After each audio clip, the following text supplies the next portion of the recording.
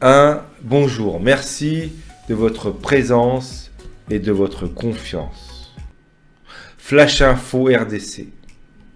En cas de condamnation, Vital Kamerhe ne sera plus éligible pour la présidentielle de 2023. Le professeur et avocat José-Marie Tossigui Monzel éclaire l'opinion sur les conséquences de la condamnation de Vital Kamerhe aux peines prévues par la loi pour les faits infractionnels mis à sa charge par le parquet. Le professeur Tossigui commence par les peines prévues pour les cas de blanchiment de capitaux, tout en spécifiant que cette infraction a été ordonnée par l'organe de poursuite. Il faut d'abord préciser que le blanchiment des capitaux est puni de 5 à 10 ans d'une amende égale à 6 fois le montant de la somme blanchie. Si vous avez blanchi 10 millions, vous devrez payer 60 millions, a-t-il expliqué. Le professeur Tossigui a également donné les régimes répressifs des autres infractions reprochées à Vital Kamerhe et des conséquences qui en résulteront en cas de condamnation. La deuxième infraction, c'est la corruption qui est punie de 5 à 10 ans d'emprisonnement. Et si c'est une corruption aggravée, on va parler de 15 ans d'emprisonnement. Le détournement est puni d'1 an à 7 ans de travaux forcés. C'est juste lorsque vous regardez les peines qui sont prévues pour ces infractions. Et si M. Vital Kamerhe est condamné pour l'une de ces deux infractions, le premier danger est qu'il ne sera plus éligible. Il ne pourra plus accéder aux fonctions publiques et para-étatiques. Il sera privé des droits de la condamnation ou de la libération conditionnelle, ou même de la réhabilitation. Ce sont des sanctions très graves. Lorsque le législateur a prévu cela, c'était pour dire aux gens, écoutez, il faut respecter le bien public, il faut respecter le patrimoine de l'État, il faut respecter l'argent de l'État, a-t-il poursuivi. Le professeur a enfin exprimé son regret de voir certaines charges abandonnées et certaines personnes écartées de la liste de poursuites. Je regrette dans cette affaire le fait de commencer à faire chasser certaines charges et à faire chasser certaines personnes à des poursuites.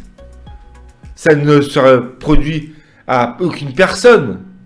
Il faudrait que ce procès transmette un véritable message aux Congolais, qu'on sache que le bien de l'État, c'est le bien de l'État, l'argent de l'État, même si c'est $1, c'est $1 qui appartient à l'État. Ce n'est pas pour l'individu, a-t-il dit.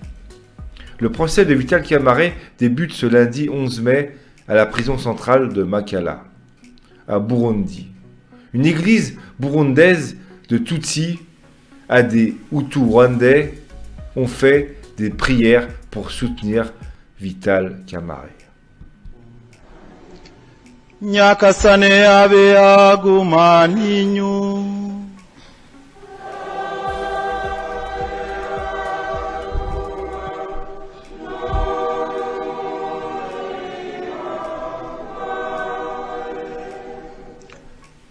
beno wirru basigirwa embere yenon terekero nchifinjire okubahugulira igwariro lya masala gansiku isharu rwala kiramonya mabikira Maria chiru no munterekero ntagatifu yemisa enensi kumwenda no musiku 10 liria mwene wiru na mwana wiru Vital Kamerhe ajo kwibuye eyogombe ekinchasa chiru akabampu omumpamikwa eyo Makala mo anasambira nkababusibage bene wabo bira na bungusi bobuhwali bwage ruli omumababale kwago buli akinganyi chabene chishesa na harengaho analumira olulanga luruyigirizoku lara na nyama banankabulira kinyamuzinda yehe ananyankirira nobulebi bwa.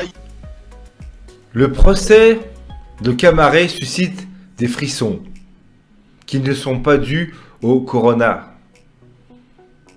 Que ce soit l'issue du procès qui s'ouvre lundi matin et met en cause le très puissant directeur de cabinet du président Tshisekedi, cette affaire représente une première, la fin de l'impunité pour les tenants du pouvoir.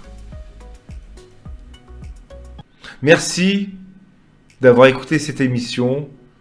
À très bientôt. Au revoir.